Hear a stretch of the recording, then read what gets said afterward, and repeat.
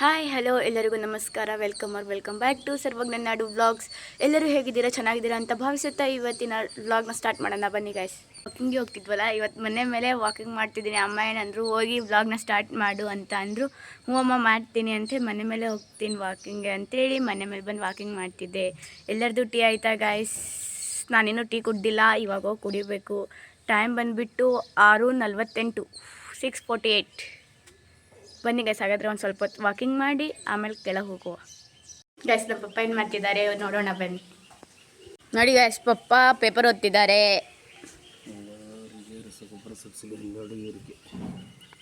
ಇವತ್ತಿನ news paper Vijaya Karnataka ಹಾಕ್ಸ್ತೀವಿ guys ಪೇಪರ್ನ. ಕಂಗಾಲಾಗಿರುವ ರೈತರಿಗೆ ಕೇಂದ್ರ ಸರ್ಕಾರ ಶುಭ ಸುದ್ದಿ ನೀಡಿದೆ. 2026ನೇ ಸಾಲಿನ ಮುಂಗಾರು ಹಂಗಾಮಿನಲ್ಲಿ ಫಾಸ್ಫೇಟ್ ಮತ್ತು ಪೊಟ್ಯಾಷ್ ರಸಗೊಬ್ಬರಗಳಿಗೆ ನೀಡುವ ಸಬ್ಸಿಡಿಯನ್ನು ಶೇಕಡಾ 12ರಷ್ಟು ಹೆಚ್ಚಿಸಲು ಕೇಂದ್ರ ಸಚಿವ ಸಂಪುಟ ಬುಧವಾರ ಅನುಮೋದನೆ ನೀಡಿದೆ. ಪ್ರಧಾನಿ ನರೇಂದ್ರ ಮೋದಿ ಅಧ್ಯಕ್ಷತೆಯಲ್ಲಿ ನಡೆದ ಆರ್ಥಿಕ ವ್ಯವಹಾರಗಳ ಪಾಪ ಹೇಳ್ತಿರ್ತಾರೆ, ಖಾಲಿ ಟೈಮ್ ಇದ್ದಾಗ ಮನೇಲಿ ಇರ್ತಿರಲ್ಲ, ಪೇಪರ್ ಓದ್ರಿ ಅಂಥೇಳಿ 2 ದಿನ, ನಿನ್ನೆ ಒಂದಿನ ಬಿಟ್ಟು ಅದ್ರ ಹಿಂದಿನ 2 ದಿನ ಓದಿದ್ದೆ ಪೇಪರ್ನ. ನಿನ್ನೆ ಓದಿಲ್ಲ, ಯಾಕೆ ಪೇಪರ್ ಓದಕ್ಕೆ ಟೈಮ್ ಸಿಗಲ್ವಾ ಅಂದರು. ಇಲ್ಲ ಪಪ್ಪ ಇವತ್ತು ಓದಿಲ್ಲ ಅಂದೆ.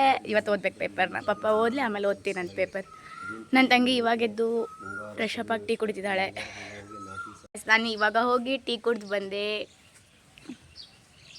ಗೈಸ್ ನೋಡಿ, ಇವಳು ಇವಾಗ ಬಂದಿದ್ದಾಳೆ. ಹಾಯ್ ಗೈಸ್, ಎಲ್ಲರೂ ಚೆನ್ನಾಗಿದ್ದೀರಾ? ನಮ್ಮ ಅಕ್ಕ ಇಷ್ಟು ದಿನ ಇಂಟ್ರಡಕ್ಷನ್ ಕೊಡ್ತಿದ್ಲು, ಅದಕ್ಕೆ ನಾನು ಇಷ್ಟು ದಿನ ಕಾಣಿಸ್ಕೊಂಡಿದ್ದಿಲ್ಲ. ಇನ್ಮೇಲೆ ಕಾಣಿಸ್ಕೊಡ್ತೀನಿ.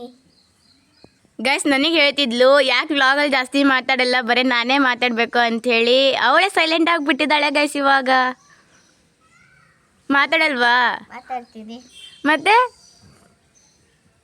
ನಾ ಕುಂಟೆ ಪಿಲ್ಲಿ ಆಟಾಡ್ತೀನಿ ಗೈಸ್. ಅವತ್ತು ಹಾಗೆ ಚಾಪೀಸ್ ತಗೊಂಡು ಟೈಮ್ ಪಾಸ್ ಆಗ್ತಿಲ್ಲ ಅಂಥೇಳಿ ಆಡ್ತಿದ್ಲು ಅವಳು. ಅದಕ್ಕೆ ಇವಾಗ ಆಡ್ತೀನಿ ಮತ್ತೆ ನೋಡಿ ಅಂತೆ. ಬನ್ನಿ ಗೈಸ್, ಆಟಾಡೋಣ.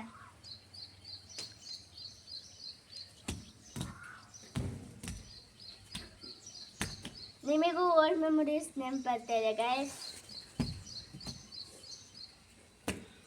ಯಾರೆಲ್ಲ ಚಿಕ್ಕವರಿದ್ದಾಗ ಹೇಗೆ ಮೆಮೊರೀಸ್ ಅಲ್ಲ, ಅವಾಗ ಚಿಕ್ಕವರಿದ್ದಾಗ ಟೈಮ್ ಸ್ಪೆಂಡ್ ಮಾಡೋದೇ ಒಂಥರ ಖುಷಿ ಗೈಸ್. ಯಾಕಂತಂದರೆ ಅವಾಗ ಮೊಬೈಲ್ ಇರಲಿಲ್ಲ ಜಾಸ್ತಿ, ನೆಟ್ವರ್ಕ್ ಫೋನೇ ಇರಲಿಲ್ಲ ಅವಾಗ. ಬಟ್ ಆ ಡೇಸು, ಆ ಮೆಮೊರೀಸ್ ಯಾವಾಗಲೂ ಮರೆಯೋಕ್ಕಾಗಲ್ಲ ಬಿಡಿ ಗೈಸ್. ನಾವೇ ಜಸ್ಟ್ ಸ್ಕೂಲ್ ಮುಗಿದಾದ್ಮೇಲೆ ಯಪ್ಪ ಎಲ್ಲ ಓಲ್ಡ್ ಮೆಮೊರೀಸ್ ಮುಗಿತಲ್ಲ, ಮತ್ತು ಇನ್ನೊಂದ್ಸಲ ಹೇಳಿದ್ರೆ ಬರಲ್ಲ ಮೆಮೊರೀಸ್ ಅಂಥೇಳಿ ಬೇಜಾರಾಗ್ತಿದೆ. ಅಷ್ಟ್ರಿಗೂ ಓಲ್ಡ್ ಮೆಮೊರೀಸ್ ನೆನಪಾಗ್ತಾ ಇದೆ ಅಂತ ಅನ್ಕೊತೀನಿ ಇವಳು ಆಡೋದು ನೋಡಿದರೆ. ನೀವು ಯಾರ್ಯಾರ ನೆನಪಾಗುತ್ತೆ ಕಮೆಂಟ್ ಮಾಡಿ ಗೈಸ್, ನೆನಪಾಗಿದೆ ಅಂತ. ಇಲ್ಲಿ ನೋಡಿ, 2 ಪೀಸಸ್ ಆಗಿದೆ. ನಿಂತ್ಕೊಳೋಕೆ ಆಗ್ತಿಲ್ಲ ಅವಳಿಗೆ ಒಂದ್ಗಾಲ ಮೇಲೆ. ಮೊಳಕೆ ಕಾಳು ಸಾಂಬಾರು ಮಾಡೋಣ ಅಂತ ಹೇಳಿ ಸಾಂಬಾರಿಗೆ ಒಗ್ಗರಣೆ ರೆಡಿ ಮಾಡ್ಕೋತಾ ಇದ್ದೆ. ಅಷ್ಟೊತ್ತಿಗೆ ಮನೆಗೊಬ್ಬರು ಗೆಸ್ಟ್ ಬಂದರು. ಅವರಿಗೂ ಕೂಡ ಒಂದು ಸ್ವಲ್ಪ ಟೀ ಮಾಡಿಕೊಡೋಣ ಅಂತ ಹೇಳಿ ಟೀ ಮಾಡಿಕೊಟ್ಟೆ. ಸ್ವಲ್ಪ ಆ ಕಡೆ ಈ ಕಡೆ ನೋಡೋ ಹಾಗೆ ಇಲ್ಲ, ನೋಡಿ ಯಾವ ರೀತಿ ಟೀ ಉಪ್ಪು ಬರ್ತಾಯಿದೆ ಅಂತ ಹೇಳಿ. ನನ್ನ ಮಕ್ಕಳು ಹೇಳ್ತಾಯಿದ್ರು, ಸ್ಕೂಲಿಗೆ ಹೋಗುವಾಗ ನಮಗೆ ಕರೆಕ್ಟಾಗಿ ರೈಟ್ ಟೈಮಿಗೆ ತಿಂಡಿ ಸಿಗ್ತಿತ್ತಮ್ಮ, ಈಗ ಸ್ವಲ್ಪ ಲೇಟ್ ಆಗ್ತಾ ಇದೆ ಅಂತ ಅಂದ್ಲು. ಆಯಿತು ಮಾಡ್ತೀನಿ, ಹೋಗಿ ನೀನು ಟೀ ಕೊಟ್ಟು ಬಾ ಅಂತ ಹೇಳಿ ನನ್ನ ದೊಡ್ಡ ಮಗಳ ಕೈಯಾಗ ಕೊಟ್ಟು ಕಳಿಸಿದೆ. ನಾನಿಲ್ಲಿ ತಿಂಡಿಗೆ ರೆಡಿ ಮಾಡ್ತೀನಿ ಅಂತ ಅಂದೆ. ಹಾಯ್ ಎವ್ರಿವನ್, ಬನ್ನಿ. ನಾನು ಗೋಧಿ ದೋಸೆ ಮಾಡ್ತಾ ಇದ್ದೇನೆ. ಏನಿಲ್ಲ, ಗೋಧಿ ದೋಸೆಗೆ ನಾವೇನು ಹಾಕಲ್ಲ, ಗೋಧಿ ಹಿಟ್ಟು, ನೀರು, ಉಪ್ಪು ಹಾಕಿ ಕಲಸಿದ್ದೇನೆ ನಾನು. ಇವತ್ತು ಗೋಧಿ ದೋಸೆ ಮಾಡು ಅಂತ ಅಂದು ನನ್ನ ಮಗಳು. ಇಲ್ಲೆಲ್ಲ ಚಟ್ನಿ, ಪಲ್ಯ ರೆಡಿಯಾಗಿದೆ, ಚಟ್ನಿ ರೆಡಿಯಾಗಿದೆ.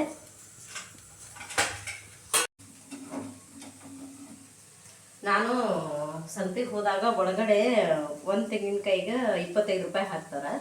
ಇವರು ಹೊರಗಡೆ ಅಂಗಡಿಗೆ ತಂದ್ರೆ ಎಷ್ಟು ಅಂತಂದ್ರೆ 35 ರೂಪಾಯಿಗೆ ಒಂದು ಕಾಯಿ ಹಾಕಿದ್ರು. ನೋಡಿ ಎಷ್ಟು ಸಂತೆ ಒಳಗೂ ಹೊರಗಡೆ ಅಂಗಡಿಗೆ ತಂದ್ರೆ ಎಷ್ಟು ವ್ಯತ್ಯಾಸ ಇದೆ. ಕಾಯಿ ರೇಟ್ ಇದೆ ಇಲ್ಲ ಅಂತ ಹೇಳಲ್ಲ, ಬಟ್ ಒಂದೇ ರೇಟ್ ಇರ್ಬೇಕಲ್ಲ ಎಲ್ಲ ಕಡೆ.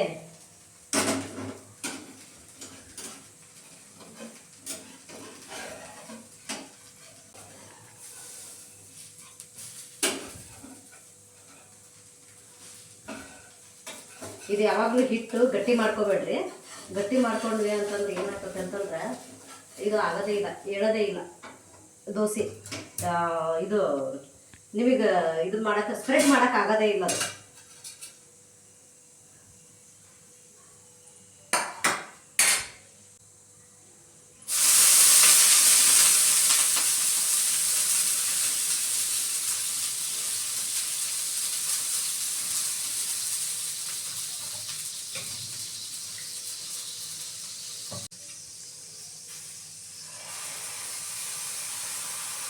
ನೋಡಿ ಹಾಕಿದರೆ ಈ ರೀತಿ ಸ್ಪ್ರೆಡ್ ಆಗಬೇಕು, ಅಂದರೆ ದೋಸೆ ಚೆನ್ನಾಗಿ ಬರ್ತೈತಿ.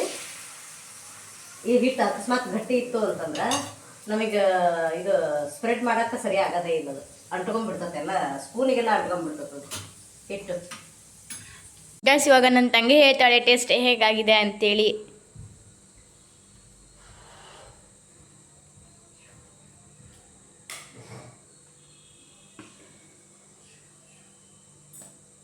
ಬಿಸಿದೆ ಗೈಸ್.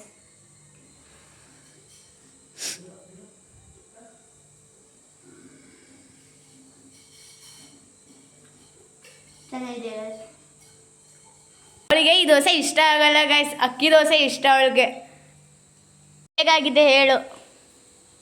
ಸೂಪರ್, ಚೆನ್ನಾಗಿದೆ ಭಾರಿ ಚೆನ್ನಾಗಿದೆ ಗೈಸ್. ಇವಳು ಅವಳಿಗೆ ಈ ದೋಸೆ ಇಷ್ಟ ಆಗಲ್ಲ ಗೈಸ್, ಅಕ್ಕಿ ದೋಸೆ ಇಷ್ಟ ಅವಳಿಗೆ.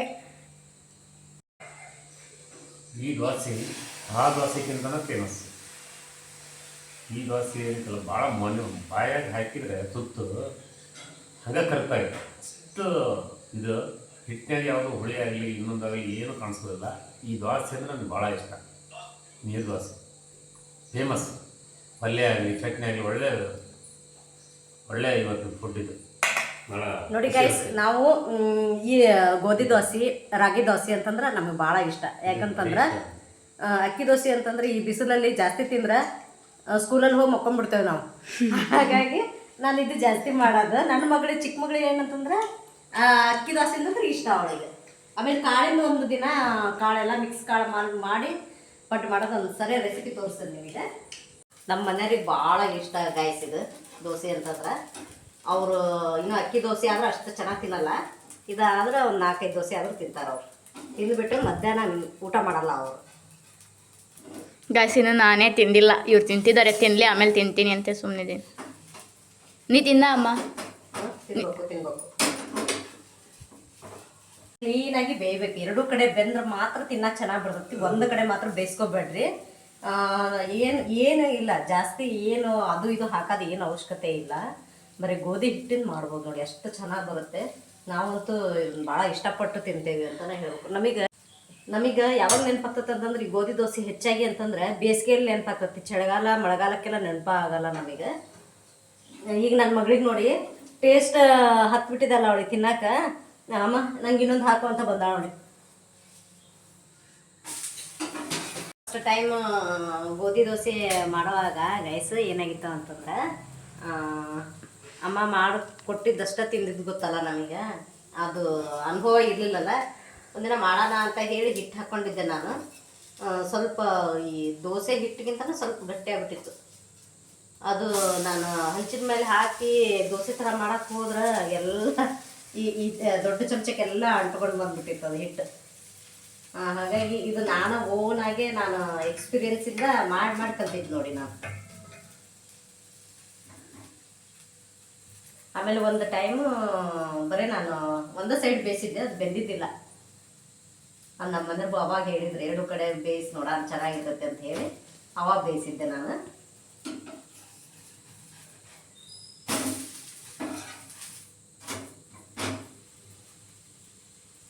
ಎಷ್ಟು ಹೆಂಗಿದೆ? ತುಂಬ ಚೆನ್ನಾಗಿದೆ ಗೈಸ್, ಭಾಳ ಇಷ್ಟ ಆಗಿದೆ ನಾನು. ಅದಕ್ಕೆ ಅಮ್ಮ ನಿನ್ನೆ ಗೋಧಿ ದೋಸೆ ಮಾಡ್ತೀನಿ ಅಂದರೆ ಇವಳು ನಿನ್ನೆ ಸಾಯಂಕಾಲ ನಮ್ಮ ಇವಾಗ ಮಾಡು ಅಂತ ಅಂದರೆ, ಬೇಡ ನಾಳೆ ಬೆಳಗ್ಗೆ ಮಾಡ್ತೀನಿ ನಾಷ್ಟಕ್ಕಾಗುತ್ತೆ ಅಂತ ಹೇಳಿ ಅಂದರು ಅಮ್ಮ. ಅದಕ್ಕೆ ಇವಾಗ ಮಾಡಿದ್ದಾರೆ. ಅವಳಿಗೆ ಜಾಸ್ತಿ ತಿನ್ನಲಿಲ್ಲ. ಎಷ್ಟು ತಿಂದೆ ದೋಸೆ? 2 ತಿಂದಿದ್ದಾಳೆ ಅಷ್ಟೇ. ನಾ ಬರೀ 2 ತಿಂತೇನೆ. ಅಕ್ಕಿ ದೋಸೆ ಮಾಡಿದ್ರು 2 ತಿಂತೀನಿ ಗೈಸ್ ನಾನು. 2 ತಿಂತೀಯ ಬರೀ?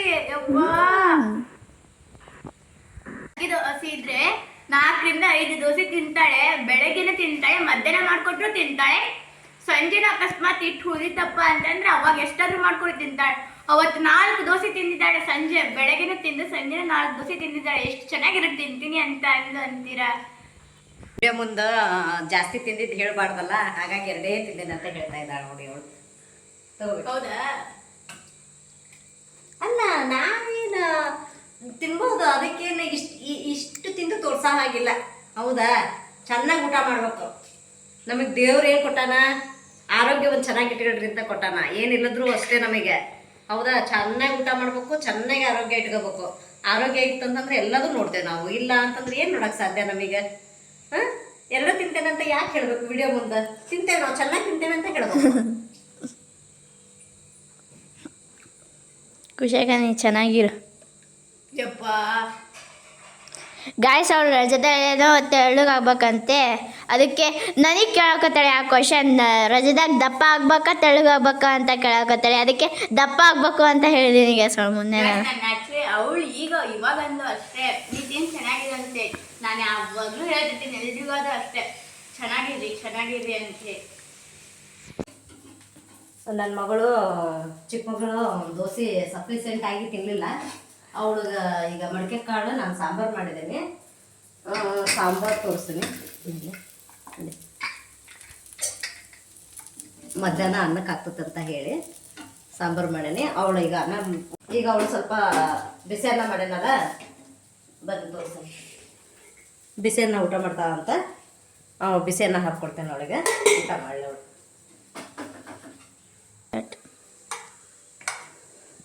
ನೋಡಲ್ಲ, ಸಾಕು ಬೇಕು ನಿಮಗೆ? ಸಾಕು ಹಾಂ, ಸಾಕು.